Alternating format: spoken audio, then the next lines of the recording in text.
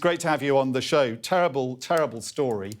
Have you been in touch with any of the parents of either those who are still held by these kidnappers or any of those who've somehow managed to escape? Yeah, the unfortunate thing is that Papere is actually in a remote area where you have no access to networks so that you can speak to parents. And that's why the crime or the evil that was committed could easily be done without anybody knowing. The fact is that Niger State is the largest state with the landmarks as far as Nigeria is concerned. And so to travel from Mina, the state capital, to Kontagora, it will take you many hours. And to travel from Kontagora to the location of the school is almost like a whole day travels. So everything has been in such a very bad situation. And these are rural people. What just happened is that because of the commitment of the church in promoting education in rural communities, in providing education for the less privileged members, so a school was established by the Catholic mission of the Kontagora Catholic Diocese in that community, with many Reverend sisters who are directly the teachers and in charge. Unfortunately, since yesterday, or Friday, when this thing happened, these Reverend sisters were all moved away. So communication, even there, is completely difficult. The only joy we have is that we are certain that these 50 children have returned to their parents. So they've managed to escape, but I mean, what are the others going through? I mean, these kidnappings have happened in the past. Any idea what's happened to them? Any word at all as to their whereabouts and their welfare? Well, when it happened, approximately 315 pupils and staffs were missing, but 50 had returned, and then over 265 are still unaccounted for. But you see, this is the challenge we have. When bandits or terrorists kidnap children like this, these are young children who in school are used to waking up in the morning to brush their teeth. These are young children who are used in waking up to take their baths. These are young children who are used to waking up to take breakfast. You can imagine what has been happening to them since Friday to this morning and to whenever we're going to get them out.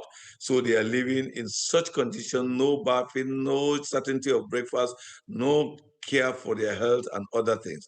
And the trauma that is going on with them and the trauma that their parents, who do not know exactly what they're going through, are going through now is the biggest thing. And because the bandits have not called, they have not even nobody have come out to claim that we are the ones who kidnapped these children. So we are all just doing guesswork.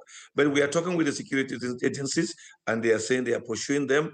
What exactly they are doing, is not in our place to say it out, but we are hopeful that they will soon catch up with them and get our children back.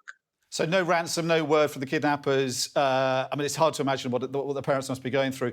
How do those 52 escape? That sounds like a miraculous kind of deliverance that these children were able to get away from. I think what actually happened was that when these bandits came in, they started with the dormitory that is of the junior students, and they have packed many of them. But before they moved to the senior students class, the information have already gone out. So the senior students, since they are bigger, ran away. And that's why only 14 of them are with the kidnappers as I'm speaking now. And so what really happened, because they ran into the bush, the first information the church gave was the number of students or people in that premises that they can account for them. So it's not that the bandit actually took the 315 away, but some of them ran into the bush. When they were sure that there is calm, when they were sure that the criminals are no longer there, so they moved in, and knowing that the school had closed, some of them just moved to their parents in the village, and reports start coming that James is back, Stephen is back, Joseph is back, and that's how we got the number 50. Just, Reverend, just very quickly, I mean, it's a huge country. It's vast, as you say. Got a huge amount of resources, though, and a lot of Nigerians live around the world with a lot of money, a lot of diaspora Nigerians here.